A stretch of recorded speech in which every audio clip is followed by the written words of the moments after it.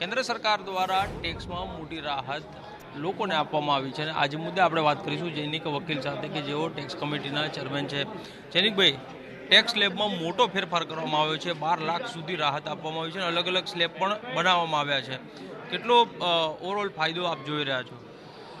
ના, ચોક્કસપણે ઇકોનોમીને ખૂબ મોટો વેગ આ ફાયદાથી મળ્યો છે. જે કન્ઝમ્પશન અત્યારના એક મોટો ઇસ્યુ છે, તો એ કન્ઝમ્પશનને સ્પર કરવા માટે, કન્ઝમ્પશન વધારવા માટે આ મોદી સરકારનો મેજિકલ નિર્ણય, મિરેકલ નિર્ણય, મેજિકલ ડિસિઝન ને મિરેકલ ડિસિઝન હું કહી શકું.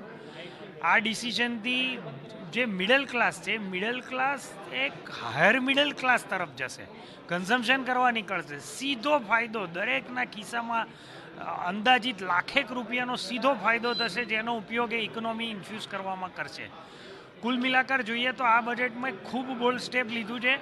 અને આપ વિચારો કે 2014માં જે ઇન્કમ 2.5 લાખ હતી એ સીધી 10 વર્ષમાં વધારીને 12,75,000 રૂપિયા પગારદાર કરદાતા માટે અને બાકીના માટે 12 લાખ રૂપિયા કરી કાઢી મારી દ્રષ્ટિએ ખૂબ જ બોલ્ડ અને લોકોને ખૂબ ફાયદાકારક સ્ટેપ કહી શકાય. લિક્વિડિટીની વાત કરીએ તો લિક્વિડિટી બજારમાં વધશે. કઈ રીતે આ આખું માળખું છે તેનું સેટઅપ રહેશે અને ઇકોનોમી કઈ રીતે આનાથી બૂસ્ટ થશે? તો ચોક્કસપણે ઇકોનોમી વધવાનો એક સૌથી મોટો ઇમ્પોર્ટન્ટ ટાસ્ક એ હોય છે કે કન્ઝમ્પશન ડ્રાઈવ થવું જોઈએ. તો કન્ઝમ્પશન ક્યારે વધે? કે જ્યારે લોકોના હાથમાં પૈસા વધે.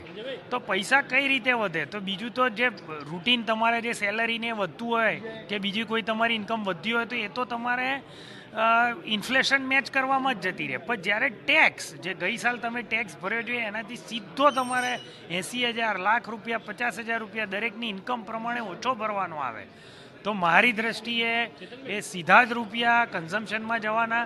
કન્ઝમ્પશન થવાથી ઇકોનોમીમાં ખરીદદારી વધે, ઓવરઓલ પ્રોડક્શન બી વધશે અને જે આખી ઇકોનોમીની સાયકલ છે એ આખી સાયકલ આના કારણે ખૂબ સારી રીતે જે અત્યારે ઇન્ડિયાની અત્યારે વર્લ્ડમાં રિસેશન ચાલતા હોવા છતાં ઇન્ડિયા એ ફાસ્ટેસ્ટ ગ્રોઈંગ ઇકોનોમી છે.